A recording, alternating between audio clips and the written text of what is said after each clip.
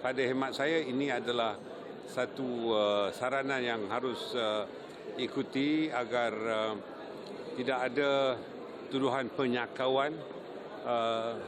Sebaliknya, sijil yang dikeluarkan oleh JAN, Jabatan Audit Negara, yang jelas memperlihatkan bahawa sijil bersih telah dikeluarkan, memperlihatkan bahawa pengauditan yang dilakukan terhadap tabung haji itu adalah berdasarkan pada aktanya, dan akta tabung haji menyebutkan bahawa audit yang harus melakukan pengauditannya ialah Jabatan Audit Negara, dan inilah yang harus dilihat oleh PAC agar duduk perkara ini dapat membetulkan persepsi dan berdasarkan kepada realiti yang mahu diketahui oleh khalayak umum.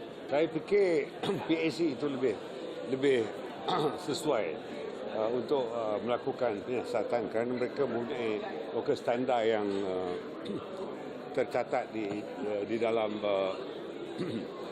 tugas dan tanggungjawab PAC itu sendiri. Bacaan doa dan juga selawat ke atas junjungan mulia. Alternatif yang kedua, mana ahli-ahli parlimen boleh mendesak. Hari ini saya nak mencadang dan menyarankan bahawa musyawarah nasional, polis boleh masuk, tapi terpulang kepada Yang Amat Berhormat Datuk Seri pun